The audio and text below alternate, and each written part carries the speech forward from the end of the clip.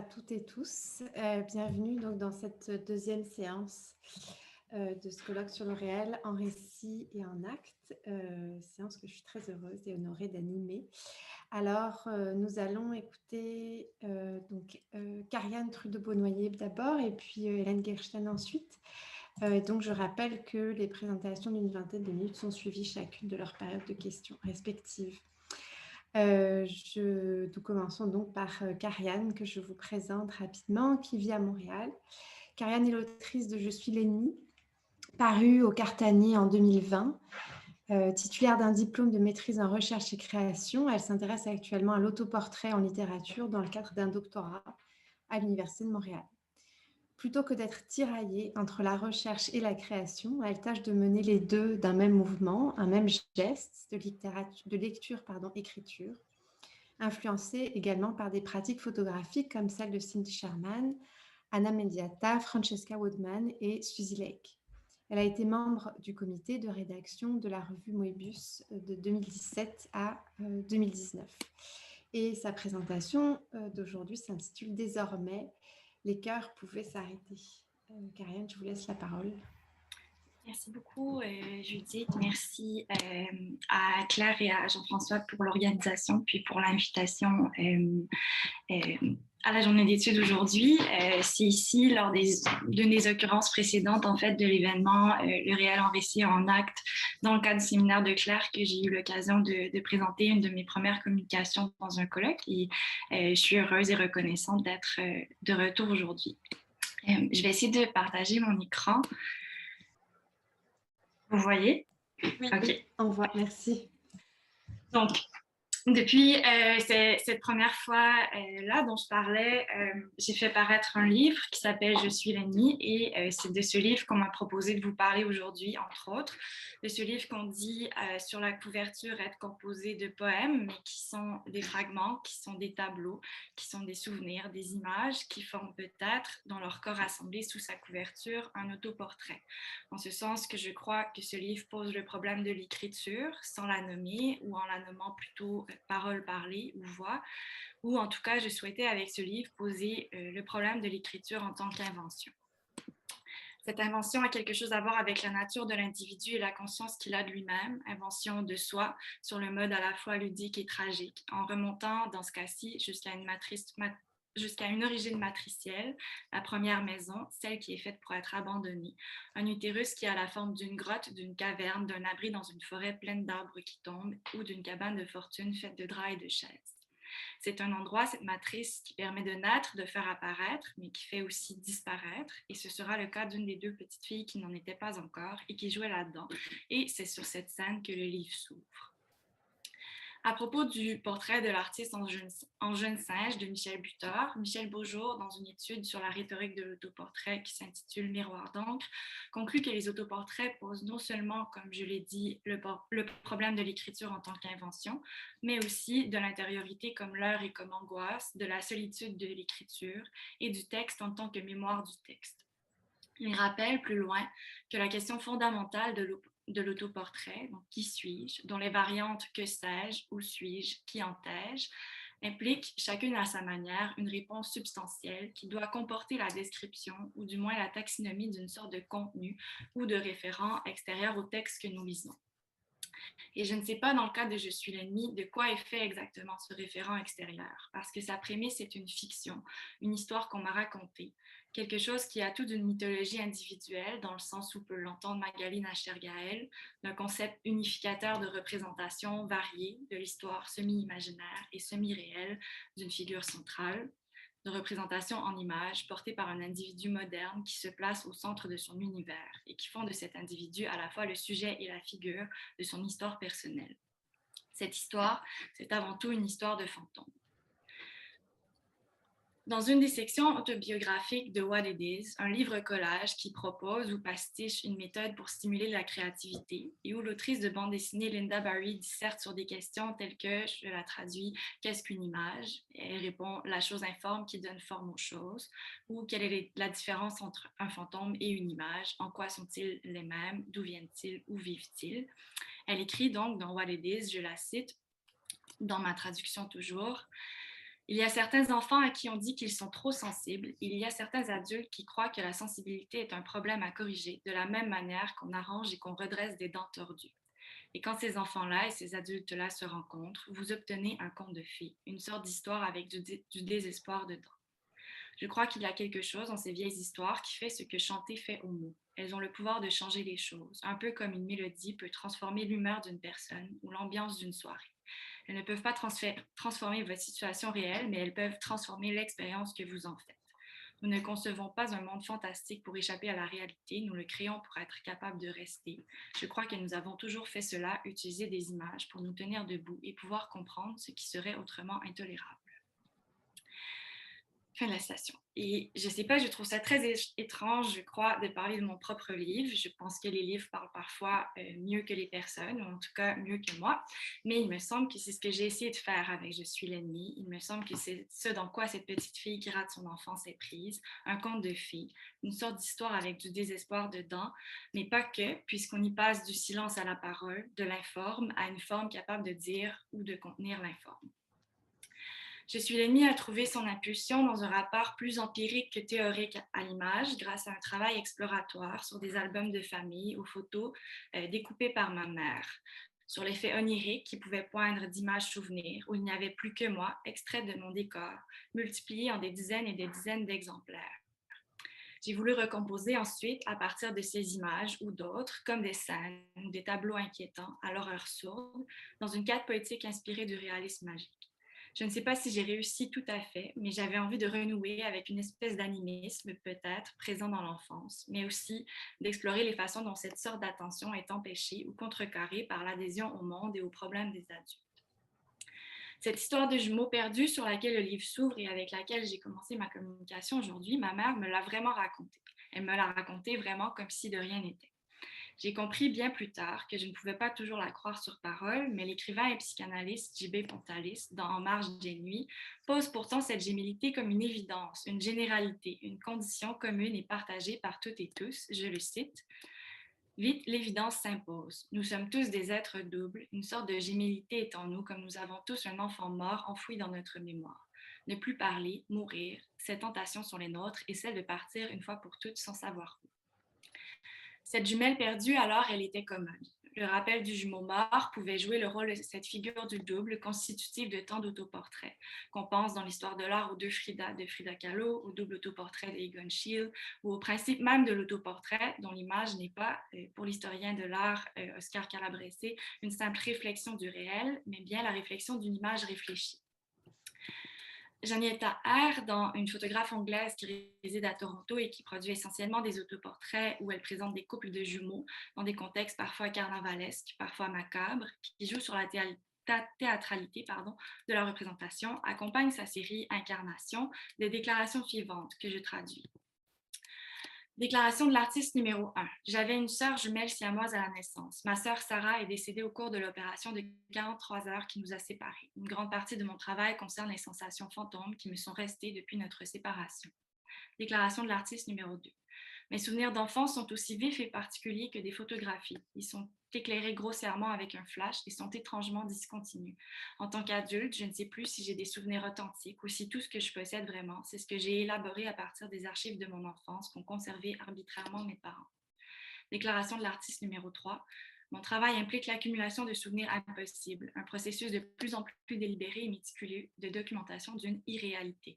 En abandonnant mon quotidien, j'en documente un autre, invisible, et je commence ainsi à construire une autobiographie qui dépend moins de la réalité que des possibles. J'aspire ultimement à une collection d'images qui rendra mon passé aussi improbable que la fiction. Selon Freud, le rappel du jumeau mort est à la fois une assurance contre la destruction du moi et un signe avant-coureur de la mort. La psychanalyste Ruth Menahem souligne quant à elle que le jumeau perdu condense trois représentations insoutenables, trois apories, le ventre maternel, la castration et la mort. Dans mes bons jours ou dans les jours où je me sentais courageuse, en tout cas, j'avais envie de mener avec Je suis l'ennemi une vraie charge contre le principe de la famille, contre l'étonnement ou le scandale de ne pas y être bien, de crever le malaise que cela génère parfois. Mais ce n'est pas si simple que ça, surtout que c'est bien connu. Le jeu lyrique est celui du poète, pas du poème, et le poème, une expression de la subjectivité comme telle. Donc, Karianne Trudeau-Baunoyer raconte son enfance, son histoire. Sauf que cette histoire, ce que je voulais en dire, c'est qu'on ne peut être sûr de rien, surtout pas de soi, ni de son histoire. Je passe à ma deuxième fiction, maintenant, La mort est dans la maison. En novembre 2019, je revenais d'un après-midi à travailler sur ma thèse ou sur le livre dans un café pas très loin. Je marchais vers chez moi quand mon partenaire, qui a l'habitude de me texter plutôt que de m'appeler, m'a appelé. Quand j'ai répondu avec un point d'interrogation dans la voix, la sienne était essoufflée, inquiète. Il me demandait si j'étais loin de la maison et si je pouvais rester avec lui le temps que j'arrive, parce qu'il avait peur de s'évanouir. J'ai couru les 3 coins de rue restants, l'oreille rivée à mon cellulaire, et en arrivant, il m'explique qu'il était en train d'arroser les plantes, bien paisiblement, quand il a senti son cœur comme rater des battements et s'est mis à être étourdi. En prenant son pouls dans son cou sur son poignet, on se rend compte qu'il est inconsistant. On sent une pulsation et puis plus rien. 3 pulsations saccadées, plus rien encore. À l'hôpital où on s'est finalement rendu, après que l'infirmier au triage lui a dit qu'il allait falloir se coucher sur la civière, après qu'on l'a fait passer par la petite porte de derrière et conduit à l'air de choc sans plus attendre, après que j'ai entassé son manteau d'hiver et tous ses vêtements dans le gros sac de plastique transparent qu'on m'a donné, signé la décharge qui autorise les soins, qu'on l'a branché sur ce que je suppose être un électrocardiogramme, après que le médecin de garde lui a administré toutes sortes de substances en intraveineuse pour établir le rythme normal de son cœur, et alors que je suis debout dans un coin de la pièce, inutile, les bras ballants, le sac transparent plein de ses vêtements à mes pieds, je les sens s'activer, les médecins, les infirmières, et on vient me voir et on me dit « Madame, vous allez devoir sortir, on va arrêter son cœur et le repartir. » Soudain, les cœurs pouvaient s'arrêter. C'était moi une révélation que le rappel d'une sorte de connaissance qu'on aurait dit ancestrale. Le café d'où je revenais ce jour-là est un café que je fréquente souvent et pendant des semaines, à chaque fois que j'en revenais, à chaque fois que j'arrivais au coin des rues Christophe-Colomb et Bélanger, à l'intersection où j'avais reçu son appel, c'était plus fort que moi. Je me mettais à accélérer le pas, à courir presque pour arriver à la maison. Et comme Fritz Zorn, dans Mars, un essai autobiographique posthume, un autoportrait grinçant, ce livre de l'auteur mort d'un cancer à 32 ans, je le cite, « Voilà que tout à coup, je n'allais plus bien du tout. » Pour lui, 2 événements mémorables furent le signal de sa ruine. Je poursuis la citation. Il y eut d'abord la mort subite d'un voisin qui, un beau matin, alors que la veille encore il allait bien et que j'avais parlé avec lui, fut trouvé mort dans son fauteuil. Aussitôt, ce fut pour moi une évidence. Maintenant, la mort est dans la maison. La maison avait été entièrement transformée et restaurée avant que mes colocataires et moi nous y fussions installés quelques années auparavant. Dans sa nouvelle forme et son nouvel agencement, la maison n'avait jamais encore connu la mort. Autrefois, la maison est vieille de plusieurs siècles, tout avait eu un aspect beaucoup trop différent pour qu'on eût pu dire que les pièces étaient les mêmes. Mais maintenant, la mort était là et pour moi, c'était comme si la mort, qui au cours des années succédant à la restauration n'avait pas encore pu reprendre possession de la maison, avait rattrapé son retard et tenait à présent la maison en son pouvoir, comme d'ailleurs toutes les autres maisons. Ma maison à moi aussi, je l'avais entièrement transformée et restaurée. J'avais nettoyé les taches incriminantes, effacé les pas de ma préhistoire, j'avais colmaté les trous dans les murs, j'avais déménagé les fantômes à une autre adresse et voilà qu'ils revenaient avec insistance cognés à la fenêtre. Quelques mois après qu'on a arrêté et reparti, je vous rassure, le cœur de mon amoureux, pendant que ma mère, avec son don de prémonition ou ses énoncés performatifs, m'intimait d'aller rendre visite à ma famille avant que ma grand-mère ne meure, quelques semaines avant le décret du premier confinement de ce qui allait devenir la pandémie de COVID-19, et alors que je finissais le travail d'édition sur Je suis l'ennemi, j'ai vu les défenses psychiques que j'avais savamment mises en place au fil des années s'effondrer. Je me suis retrouvée aux urgences, en pleine névrose hypochondriaque, certaine que j'étais moi-même en train de mourir, que mon cœur se détraquait et allait s'arrêter. À propos de cette apparition de la peur de la mort, Sally Teasdale, qui est une écrivaine essayiste, mais avant de le devenir, qui est infirmière, entre autres dans des centres de soins palliatifs, donc en contact fréquent avec la mort, écrit dans un livre qui s'intitule Advice for Future Corpse and Those Who Love Them, A Practical Perspective on Death and Dying, que pour elle, je la cite dans ma traduction, que pour elle, cette peur est apparue quand elle est apparue, précisément parce que c'était une époque où elle exerçait et où elle revendiquait de plus en plus sa force et sa puissance. Je poursuis. La peur était en partie d'être un parent et un adulte à part entière, c'est-à-dire que j'avais peur parce que je grandissais, parce que je changeais, parce que le temps passait. J'avais pris conscience de ma propre nature périssable, la mienne, qui ne ressemblait à celle de personne d'autre. C'était la mienne. J'étais consciente de tout ce que je pouvais perdre, de tout ce que, quelque part, comme toujours là comme une arrière-pensée, je savais que je perdrais. Un vol plein de turbulences me l'a juste rappelé d'une façon que je ne pouvais pas ignorer. C'est une situation dangereuse là-haut, tout comme ici, tout comme lorsque je fais la lessive ou que je suis couchée dans mon lit à moitié endormie, comme toujours. Euh, Dans la description de la journée et des questions qui la motivent, vous demandez, Claire et Jean-François, si le référent hors fiction est le garant d'une radicalité, s'il fait accéder l'art à une dimension nécessairement performative en impliquant la vie même. Et je suis de celles qui croient beaucoup en la littérature, qui croient que la littérature peut beaucoup, mais qu'elle ne peut pas changer le monde, qu'elle n'existe pas sur le même plan de réalité que la vie, qu'elle est à côté, autour, dedans, que la vie est réciproquement à côté, autour, dedans, la littérature aussi, mais que l'une n'égale ni ne surpasse d'ailleurs peut-être pas l'autre. Mais je suis aussi de ces personnalités crédules qui croient à la plupart des histoires qu'on leur raconte dans les livres ou dans la vie. J'ai entamé en 2017 une réflexion sur la création dans le cadre d'une thèse de doctorat dirigée par Claire sur la pratique de l'autoportrait en littérature. L'autoportrait entendu comme discours autoréflexif sur la figure de l'écrivain et sur son travail. Je m'y penche sur les rapports que la littérature noue avec la photographie et avec la mort. Je m'interroge sur la relation que les livres de mon corpus entretiennent avec l'idée de la fin, qu'il s'agisse d'une image finie, dépassée, image de ce que l'auteur n'est plus ou de ce qui s'est transformé dans l'écriture ou a transformé l'écriture, de la fin d'un projet, de l'écriture qui doit nécessairement s'arrêter pour être lue ou d'une peur de la fin et donc d'un désir de l'empêcher en créant une chose, un texte, un livre qui va durer. Je me demande si se représenter, c'est se suicider, si exister dans le regard des autres, se donner à voir, c'est se traduire ou bien se trahir, abandonner une partie de soi-même, mourir un peu. Il y a dans de nombreux cas de mon corpus une forte dimension performative. L'artiste et écrivain Édouard Levé s'est suicidé quelques jours après avoir remis le manuscrit de son dernier livre, Suicide, à son éditeur. La photographe et écrivaine Alix Cléo-Roubaud annonce à plusieurs reprises sa mort prochaine dans son journal. Dès les premières pages de ses cahiers, la poète Alejandra Pizarnik, qui s'est tuée le 25 septembre 1972, manifeste expressément une volonté de mourir, désir qu'elle réitère année après année. Le peintre Victor Bronner constitue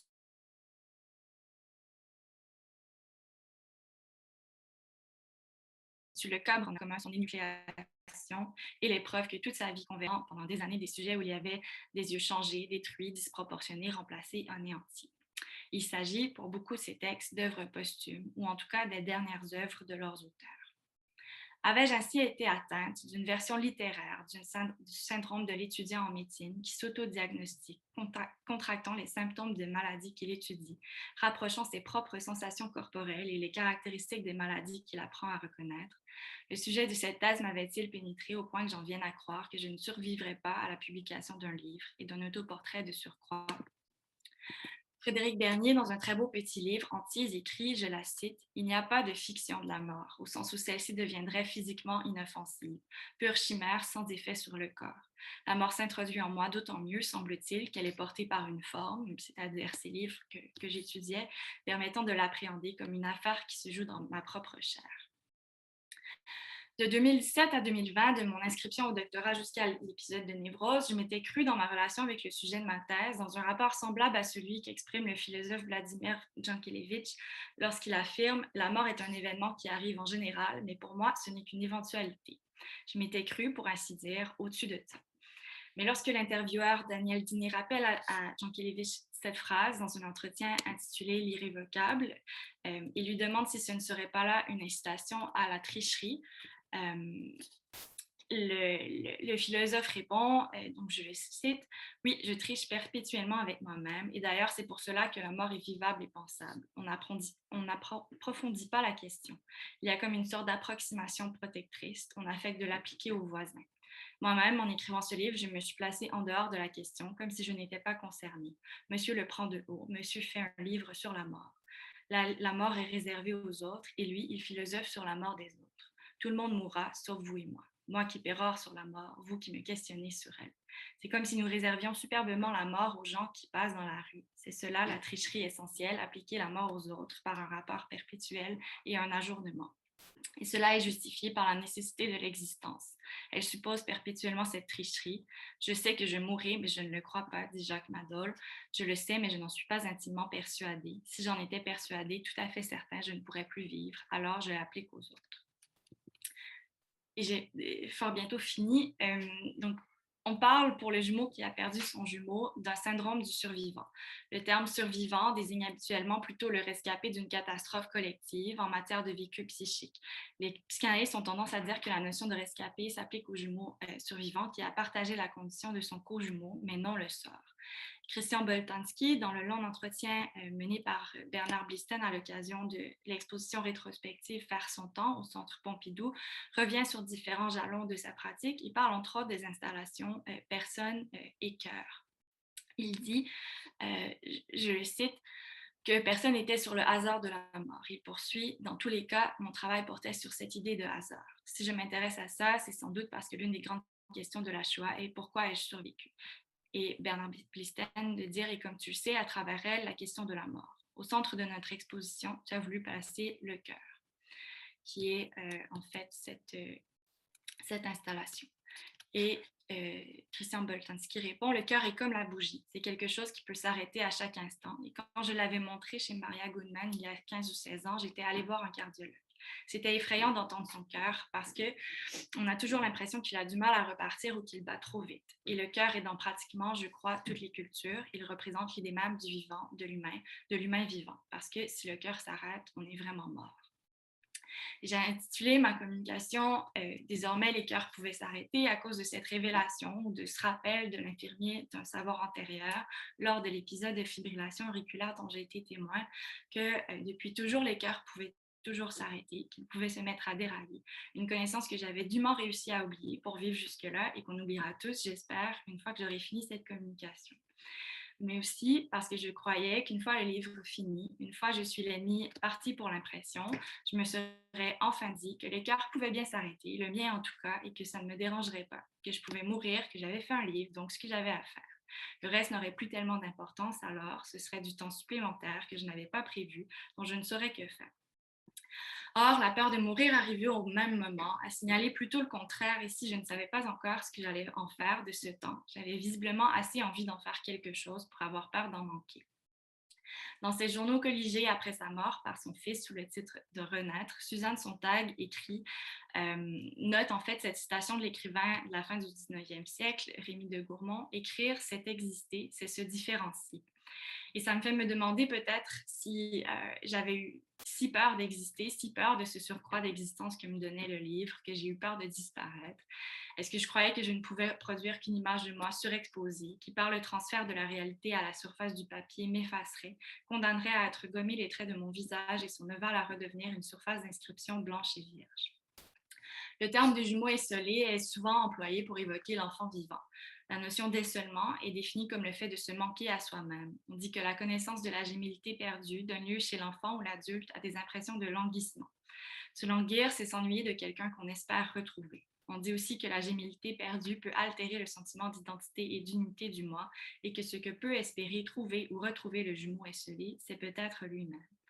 Il s'agit donc peut-être avant tout, dans Je suis l'ennemi, d'identifier la mort de l'une et la vie de l'autre.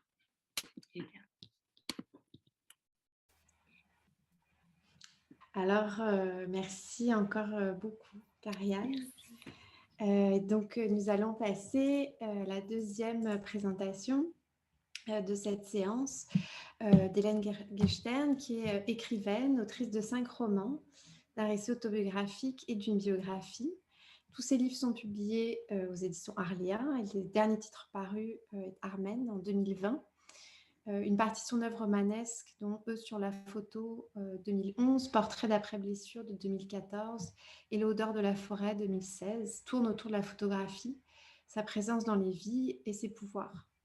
Elle enseigne par ailleurs à l'université où elle mène différentes activités de recherche et d'édition autour de l'autobiographie. Et sa présentation d'aujourd'hui s'intitule « Pactiser avec le réel ». Je vous laisse la parole. Merci beaucoup Judith, merci Claire et Jean-François pour votre invitation. Inutile de vous dire à quel point je suis honorée d'être là, même en étant aussi loin par les kilomètres, puisqu'ici c'est l'heure du thé, mais c'est l'heure du Covid aussi, donc là-dessus on est tous dans le même bateau.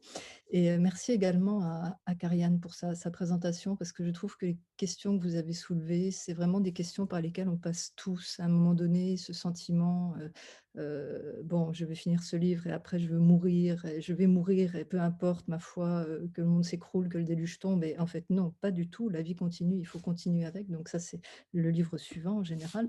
Et ça fait vraiment plaisir d'entendre parler des gens qui parlent avec autant de simplicité, dans la beauté de ce terme simplicité, de leur activité justement d'écriture et de réflexion. Et je pense que là-dessus, le domaine académique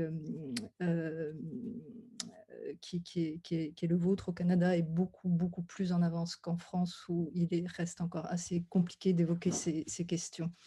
Alors, je réponds à l'invitation. J'arrive plutôt en tant que personne qui écrit des livres que comme théoricienne, donc je ne crois pas que je vais vous apprendre des choses fracassantes, avec l'idée de témoigner d'une pratique. Alors, ça rejoint aussi ce que disait Karianne et Claire. Je ne renie pas du tout cette connaissance théorique que j'ai acquise au cours de mes très, très longues années d'études, mais je n'ai pas l'impression vraiment qu'elle intervienne quand j'écris, ou ça ne me frappe pas en tout cas, mais je n'ai pas l'impression que ce soit là. La deuxième précision, pour situer d'où je parle, comme disent les sociologues, c'est que je viens du monde de l'autobiographie, des journaux et des correspondances. D'ailleurs, je fais un petit signe amical à Jean-Marc Ovas, mon acolyte avec qui on s'occupe d'autobiographie et de correspondance, qui nous a rejoints. Et ce sont l'essentiel de mes lectures depuis une vingtaine d'années, à tel point que ça m'est presque difficile de lire du roman, tellement j'ai du mal à rentrer dans les protocoles de fiction. Donc c'est encore plus paradoxal d'en écrire, puisque la forme avec laquelle j'aurai une affinité profonde, c'est en vérité l'écrit personnel. Mais pourtant, ce sont des romans que j'écris, enfin pas que, mais quand même, et de vrais romans qui sont complètement fictifs. Et je tiens beaucoup à ce que ce soit de vrais romans fictifs. Par exemple, je ne me situe pas du tout dans le domaine de l'autofiction. L'exploration de ces limites-là n'est pas mon travail. Je ne cherche pas à brouiller les pistes, je ne cherche pas à introduire des ambiguïtés. Je ne me sens pas dans cette dynamique-là. J'ai l'impression que la recherche est ailleurs, plutôt dans l'effort, et il est très grand, de faire coïncider la langue que j'emploie avec l'histoire que je suis en train de raconter. C'est peut-être là qu'est ma difficulté première. Et j'ai proposé ce titre, Pactiser avec le réel, parce que j'aime bien l'idée d'avoir une relation, on va dire, apaisée, ou en tout cas pas trop conflictuelle, pas trop tumultueuse, entre l'écriture et le monde qu'elle essaye de restituer. Éric Mathieu nous parlait tout à l'heure du choc de la confrontation avec le réel et de la difficulté que lui avait pu avoir à surmonter cette espèce de paradoxe liminaire. Et par exemple, ce n'est pas du tout ce qui me gêne. Ma gêne à moi, elle est ailleurs. C'est la question de l'authenticité, c'est-à-dire comment parler la langue de fiction sans que ça ait l'air faux. C'est pour ça que j'étais tout à l'heure très interpellée par la notion de vérité psychologique, qui me semble être quelque chose. Le structuralisme a dit 10 000 choses sur la vanité, l'unité des personnages, la structure, etc. Oui, bon, ok, très bien. Mais en attendant, il y a quand même cette question que dans ce qu'on écrit, il y a de la chair, il y a de la vie, il y a des sentiments, il y a des émotions, et que ces choses-là, elles existent et elles font partie de la vérité de ce qu'on raconte, même en fiction. Donc il y a beaucoup de choses contradictoires qui mériteraient sûrement d'être analysées, théorisées sur un plan philosophique ou abstrait, mais il se trouve que quand on écrit, on ne fait pas ça. On essaie de faire coïncider ce qu'on voudrait faire et son geste d'écriture.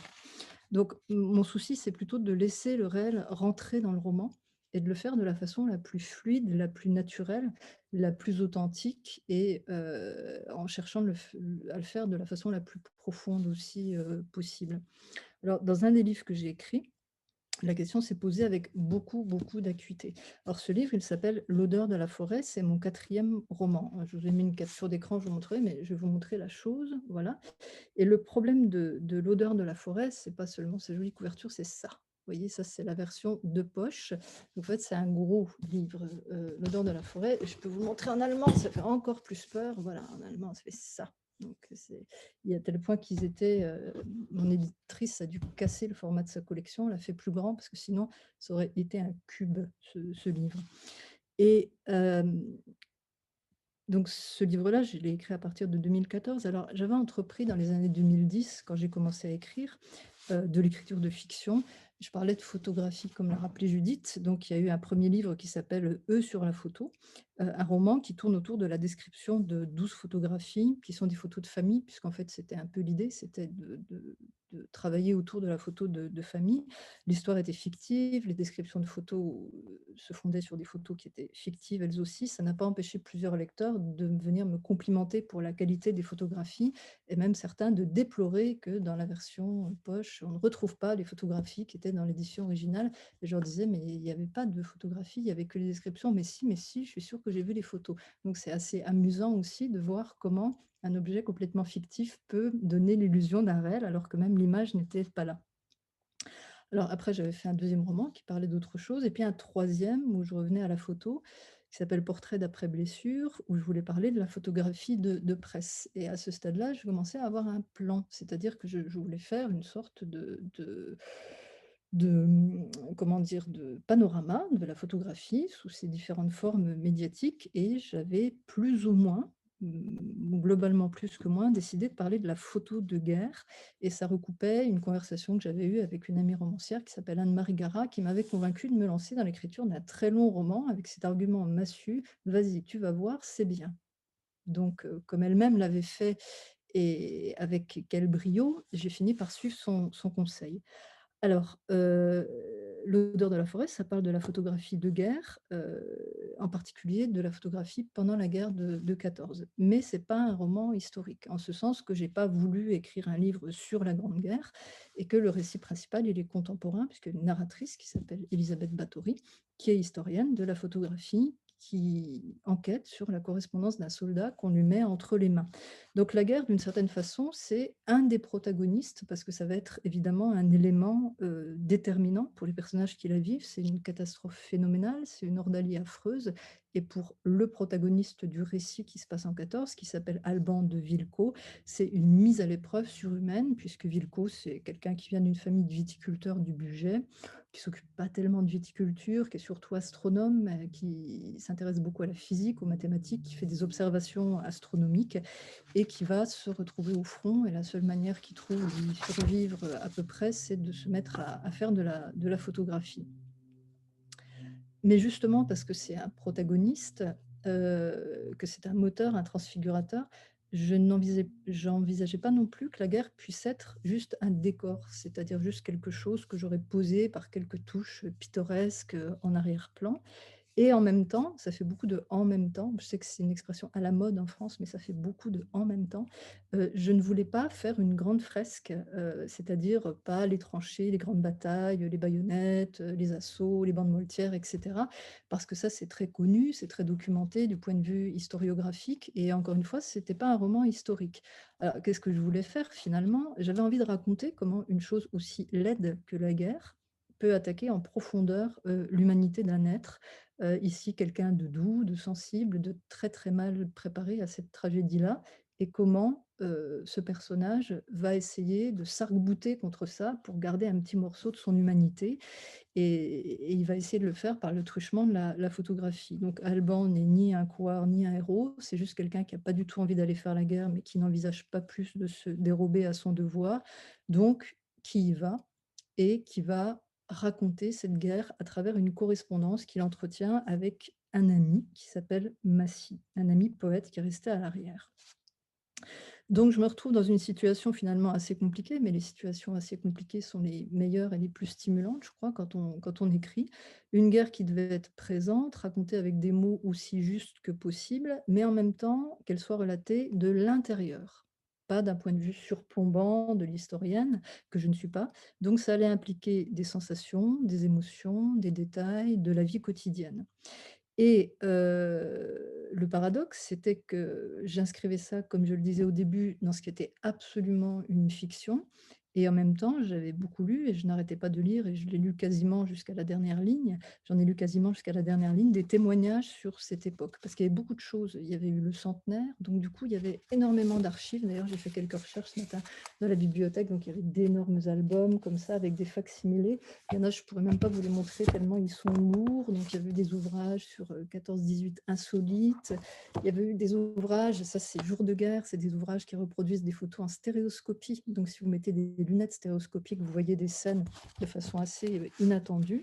Donc je regardais tout ça, je lisais des lettres, beaucoup, des correspondances, des journaux, et il y avait la souffrance de ces hommes, celle indirecte de ceux qui étaient restés à l'arrière, des réformés, des femmes, des enfants qui attendaient, et cette souffrance-là, elle était tout à fait réelle. Et ça non plus, je ne voulais pas en faire un prétexte, un alibi romanesque. C'était quelque chose de respectable, et je devais trouver une manière digne de l'introduire dans le récit de fiction, de lui faire de la place, ce qui renvoyait finalement une espèce de notion de responsabilité par rapport à ce réel-là. Bon, j'avais choisi ce matériau-là, qui était terrible, qui était brûlant, et comment est-ce que j'allais arriver à en transmettre quelque chose de vivant aussi dans ce récit qui était un récit de fiction. Alors, il y a eu ce travail de documentation qui a duré assez longtemps, qui avait été préparé par des années de lecture antérieure, notamment au séminaire en 2014-2015. On avait fait un cycle carnet de guerre, et je me rappelle qu'à l'époque, je prenais beaucoup de notes en me disant souvent ça ira dans le roman, il faut que je regarde pour le roman. Alors, il y avait ces lectures d'écriture ordinaire, donc je vais essayer de faire un partage d'écran pour vous montrer le type de document que je regardais.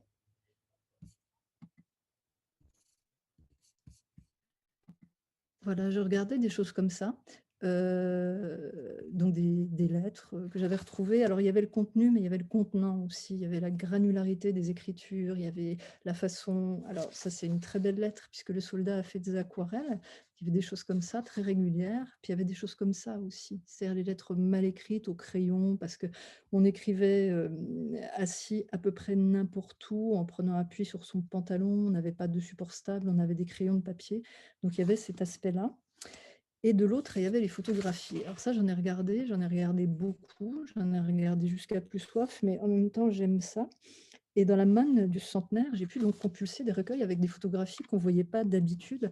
Ça, c'est la photographie de 2 soldats qui prennent une collation, et un il y a 3 parties dans le livre. Il y en a une qui s'appelle «Un thé dans les ruines», et vraiment le titre «Un thé dans les ruines» est venu directement de cette photographie-là qui est tellement incongrue, où tout est en ruine et ils sont là, ils ont pris appui dans le jardin sur ce petit pilastre blanc comme ça, ils boivent tranquillement leur thé ou leur café. Il y avait des images qui étaient, vraiment troublantes. Celle-ci, par exemple, c'est les faux mariages. Parce que, bah, les soldats s'ennuyaient, alors dans les maisons dévastées, ils ramassaient des robes, ils se déguisaient en femmes et ils organisaient des faux mariages, et il y aurait long à en dire, hein, sur ces épisodes qu'on présentait comme des épisodes carnavalesques. Il y a même certaines photos qui sont passées à l'arrière, qui n'ont pas été censurées. On présentait ça comme une sorte de divertissement du soldat, mais c'est quand même très troublant de voir ces hommes qui se déguisent en femmes, qui parodient le mariage. Et vous voyez une photo comme ça, dont je vous reparlerai, où c'est une scène de la vie quotidienne des tranchées. C'est pas la plus dramatique, mais en même temps, on voit cet homme, il est pas très loin de disparaître dans la boue, il est pas très loin de faire corps avec la boue, et tout ce qui est vivant, c'est sa main qui écrit, voilà, ici. Et il y a un support qui a eu pour moi une importance très particulière, c'est un documentaire qui s'appelle, «Adieu la vie, adieu l'amour» de Dominique Hennequin, que je suis allée voir au cinéma un soir. C'est une soirée qui était organisée par la Fédération nationale de la libre pensée, puisque les libres penseurs demandent depuis très longtemps la réhabilitation des fusillés pour l'exemple de la guerre de 14, qui reste un point très épineux, puisqu'il y a toujours un désaccord là-dessus. Et ça, c'est la seule photo qui existe d'une fusillade pour l'exemple. Donc ce que vous voyez, tous ceux qui sont au premier plan, ils ont été convoqués pour voir leurs camarades se faire tuer. Ceux qui sont ici, au deuxième plan, c'est ceux qui vont tirer, et les 2 petits silhouettes que vous voyez, c'est les 2 soldats qui vont être exécutés. Voilà, c'est comme ça qu'on faisait. On convoquait des bataillons entiers, on les faisait flinguer par leurs propres camarades pour que tout le monde puisse profiter du spectacle et qu'ils ne prennent plus à personne l'envie de désobéir. Et en fait, on ne sait pas qui a pris cette photo, mais ce qui est certain, c'est que s'il avait été pris, lui aussi, il aurait été fusillé, puisque c'était un crime d'espionnage qui était à l'époque très sévèrement puni. Donc, c'est une photo qui m'a vraiment énormément impressionnée. Et il y avait d'autres sources documentaires plus formelles, par exemple les journaux de marche et d'opération, qui étaient mis à disposition à l'occasion du centenaire, où les régiments racontent jour par jour ce qu'ils ont fait, le nombre de pertes, et cetera. Les dossiers judiciaires de certains des soldats fusillés pour l'exemple, parce qu'au fur et à mesure des réhabilitations, François Hollande s'était engagé à les mettre en ligne. Donc effectivement, les dossiers arrivent en ligne, sachant que c'était une justice quand même un petit peu rapide et expéditive. J'ai lu des livres d'historiens, j'ai consulté, je suis même allée à Paris pour rencontrer une personne qui avait écrit un mémoire de master sur la censure photographique aux armées et j'ai pas lu du tout de roman. Alors je lisais ça, je regardais, je prenais des notes, mais pas tout le temps. Je mémorisais des détails, mais je ne suis pas sûre que je m'en rendais toujours compte. Je passais surtout beaucoup de temps à regarder les photographies, à rêver sur elles, à essayer d'imaginer ce qui se passait autour. Et je ne sais pas exactement comment tout ça passait dans l'écriture, mais ne pas le savoir, je pense, faisait partie du processus. Et l'autre chose qu'il faut savoir, c'est que je me suis donné 2 ans et demi pour le faire. J'avais tout le temps. Et s'il avait fallu 3 ans, ça aurait pris 3 ans. Et s'il en avait fallu 4, ça en aurait pris 4. Et ça, c'était un luxe inouï, justement, de laisser cette porosité se faire entre l'écriture et ce que je regardais. Alors, comment est-ce que j'ai essayé de faire rentrer ce réel dans l'écriture? D'abord, c'est un récit qui se passe entièrement à la première personne. Il y a beaucoup de premières personnes. Il y a la première personne de l'historienne qui porte le récit cadre. Il y a la première personne d'Alban de Vilco qui écrit à son ami Massy. Il y a la première personne de Diane, sa jeune amoureuse, dont j'ai réécrit le journal fictif. Il y a très peu de choses dans L'odeur de la forêt qui sont à la troisième personne. Et cette première personne permettait la médiation du sentiment, qui est un terme dont je n'ai pas honte, de l'émotion, dont je n'ai pas honte non plus. Et même l'historienne est là, avec cette archive qu'elle manipule, une relation sensible, subjective, sentimentale, et elle l'accepte, cette subjectivité. Donc je faisais voir l'archive par ses yeux à elle, et d'ailleurs dans ses descriptions, le vocabulaire est souvent chargé d'émotions. Elle raconte quand elle trouve ces choses-là, et c'était peut-être le reflet de ma propre émotion. En tout cas, ce n'était pas un rapport dématérialisé ou intellectuel avec l'archive. La deuxième chose qui était importante, c'était les détails, et c'est à eux, au fond, que j'ai laissé le soin de rendre crédible ce que j'étais en train de décrire. Je me suis beaucoup servie d'éléments que j'ai trouvés dans les JMO, dans les journaux de marche et d'opération ou sur des photos. Par exemple, j'avais lu que les Allemands hurlaient. Tout au début de la guerre, on leur avait appris qu'il fallait hurler pour terroriser les Français. Donc, par exemple, Alban écrit dans une lettre: «Nous maintenons les lignes par un effort constant», je crois que je vous ai mis la citation, «rendu difficile à cause de certains Saxons qui parlent notre langue. Ils tentent de nous tromper par des cris fallacieux qui mettent la troupe sur les nerfs. La nuit dernière, une ligne d'attaque ennemie a surgi brusquement et a jeté des sortes de boules lumineuses en poussant des hurlements de bêtes. Le spectacle était impressionnant.» Donc ça, c'est vrai, hein, les histoires des cris et des boules lumineuses, mais je le mets en scène dans une lettre. Alors il y a beaucoup de détails, par exemple les histoires des casques. Au début, on leur donnait des calots en tissu, mais ça protégeait pas de grand-chose, donc on avait fini par leur donner des cervelières, des espèces de calottes de métal, et ils mettaient le calot par-dessus, mais ça leur faisait atrocement mal à la tête. Donc c'est un détail que je glisse comme ça, juste dans une phrase, ces petits calots qu'on avait vite remplacés par des cervelières, ces calottes de métal qui déclenchaient d'insupportables migraines, mais se révélaient plus efficaces que quelques centimètres carrés de toile pour empêcher les boîtes crâniennes d'exploser au premier éclat de shrapnel. Donc là, forcément, il y a une dramatisation de ce détail documentaire par l'écriture.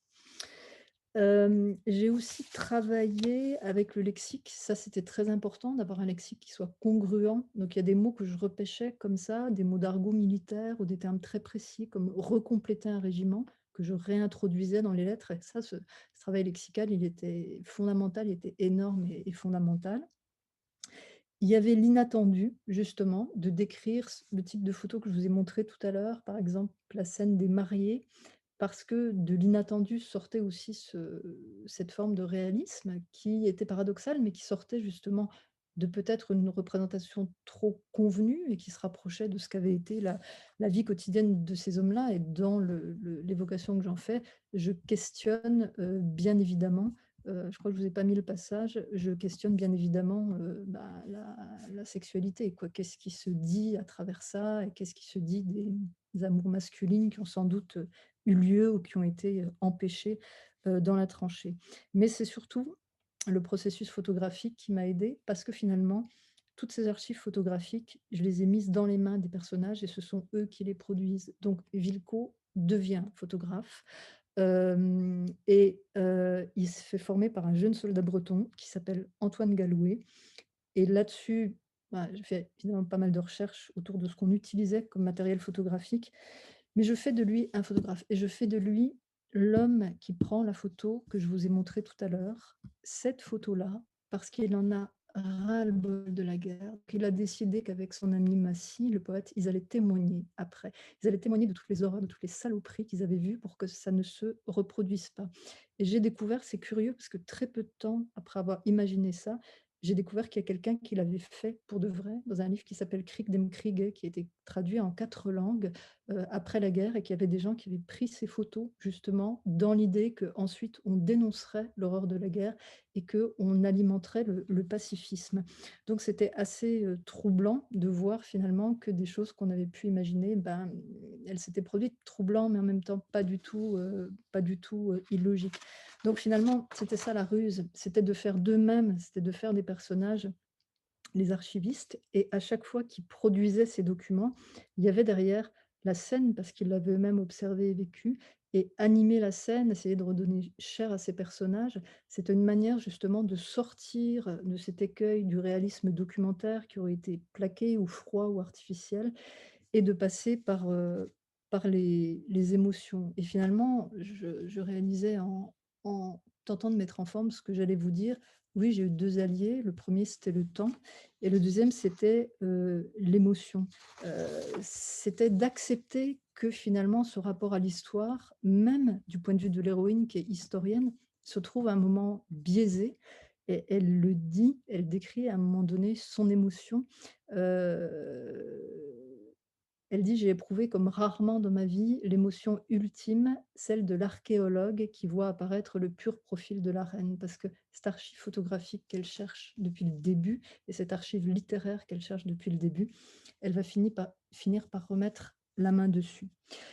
Pour terminer, je vais vous raconter une petite histoire comme quoi, donc mon historienne, elle était, vous l'avez compris, tombée quand même plus ou moins amoureuse de cet Alban de Villetaut à travers le temps. Elle avait entrepris, dans l'odeur de la forêt, de publier sa correspondance et d'écrire sa biographie, après avoir retrouvé une archive photographique rare. Et quelques années plus tard, j'ai eu l'occasion de m'intéresser à un poète qui s'appelle Armen Lubin, et bah, j'ai retrouvé sa correspondance et j'ai écrit sa biographie, et je ne désespère pas un jour, d'éditer sa correspondance.